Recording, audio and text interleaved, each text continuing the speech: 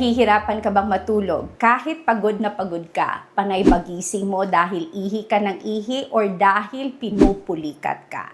Tatlong problema sa iyong pagtulog, isa lang pala ang sagot. Walang gamot. Stretching lang po. Magandang araw po, Doc Sherry po, Doctor of Physical Therapy. Nagtuturo sa inyo ng practical health tips at home exercise programs na tiyak na makaka-benefit sa iyo. Ang mga problema mo sa pagtulog, posible pa lang isa lang ang dahilan. Dahil sa naninikip at matigas na mga kalamnan sa iyong balakang at sa iyong binti.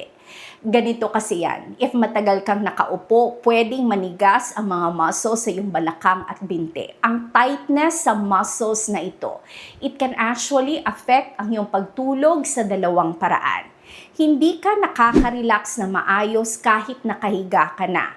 Feeling mo parang tense pa din ang iyong katawan. Ikalawa, this can cause discomfort. Discomfort na hindi mo alam kung saan nanggagaling at sa mga clinical studies na patunayan na ito ang sanhi na madalas na pagising sa gabi dahil sa pulikat. Napakasimple, 30 seconds each lang po ito. Simulan na natin. Calf stretch. To do this, maghanap ka lang ng pintuan or ng wall. Tapos, iposition mo ang iyong isang paa forward na nakabend ang iyong tuhod. Ang kabila naman na tuhod, straight lang. You put your arms together forward, tapos ilin mo ang iyong katawan tulad nito. I-maintain mo ang posisyon na ito sa loob ng 30 seconds. Mararamdaman mo ang stretch dito sa iyong calf muscle, kung saan naka-extend lang ang iyong tuhod. At gawin mo din sa kabilang side. Hamstring stretch. To do this, you assume ang long sitting position sa iyong higaan. Napakasimple lamang, you get a rolled towel or a rolled blanket. Ilagay mo sa ilalim ng iyong paa, tapos hilain mo towards you. Mararamdaman mo ang stretch sa iyong hamstring muscle. You maintain this position for 30 seconds, tapos stop. Gawin mo din sa kabila mong paa. Ang calf and hamstring stretch na patunayan sa isang randomized controlled trial. Ibig sabihin, magandang uri po ito ng pag-aaral dahil we try to eliminate biases.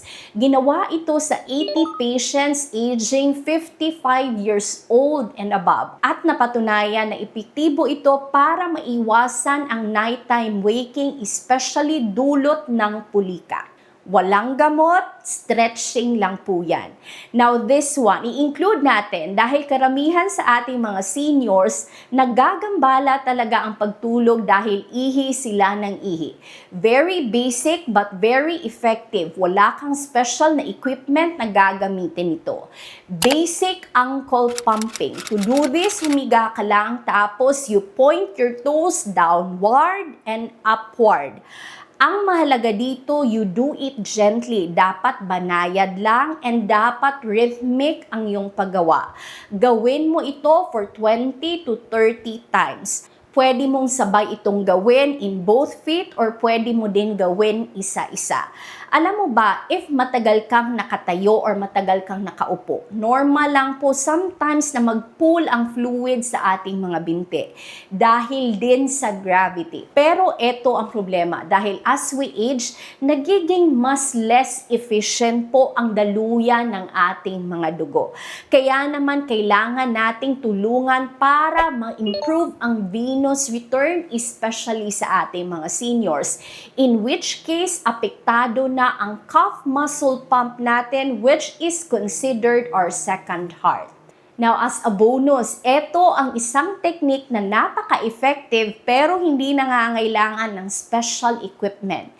It will tell your body na okay na, pwede ka nang mag-relax. This is a reset button para sa iyong nervous system. Pwede mo itong gawin together sa iyong stretching or pwede mong gawin after kang mag-stretch. This is first sleep breathing po. You inhale deeply sa pamamagitan ng iyong ilong with your mouth closed for 2 seconds. Tapos, you exhale with pursed lips. para ka lang may iniihipan na kandila. Exhalation is longer po than when you inhale. So usually 2 seconds para sa inhalation, tapos 4 seconds when you exhale. Gawin mo yan 5 times. It will help you relax and it will help you para makatulog ka ng mas mahimbing. Alam mo, now more than ever, health is our first wealth. Ang sleep po, it is time for your body to restore and recuperate. If nahihirapan kang matulog pero ayaw mong uminom ng sleeping pills, this is a natural and effective way to help you sleep better. Ang 2-minute stretching po natin, calf stretch and hamstring stretch. Napatunayan sa pag-aaral that it can improve the quality of your sleep, especially if ikaw ay nakakaranas ng muscle cramps. Plus, if ikaw ay ihi ng ihi sa gabi, you can do basic ankle pumping po. These are effective ways to help you sleep better. If nakaabot ka hanggang sa dulo ng video, huwag mong kalimutan to please type kung taga saan ka, dahil I would really love to know kung saan nakaabot ang videong ito.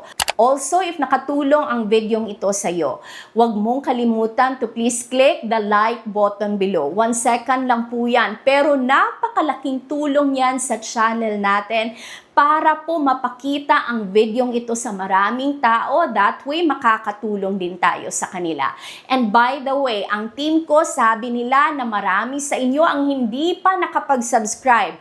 Huwag kalimutan to click on the subscribe and the bell button below para updated ka sa practical health videos natin. Maraming salamat po sa panunood. I will see you on our next video. May nag-comment po dito at nakakataba talaga ng puso. Sabi niya, salamat Doc. Lagi kong kasama ang BeFreeze kahit saan ako. Pati pagtulog ko, katabi ko. Super galing po. Maraming salamat po sa feedback nyo. Actually, if naghahanap ka ng natural na paraan para maibsan ang pamamanhid, makawala ng pananakit, dala ng osteoarthritis, sciatica, and even po muscle and joint pain. I-check mo ang reviews ng BeFreeze Cooling Gel sa official store natin sa Shopee at sa TikTok. 1 box contains 100 ml. Matagal mo na ito magagamit. Plus, ang himbing at ang sarap din ng tulog mo nito. Kaya naman hindi talaga ako nagtataka na ang daming feedbacks na natin na ang himbing ng tulog nila with BeFreeze.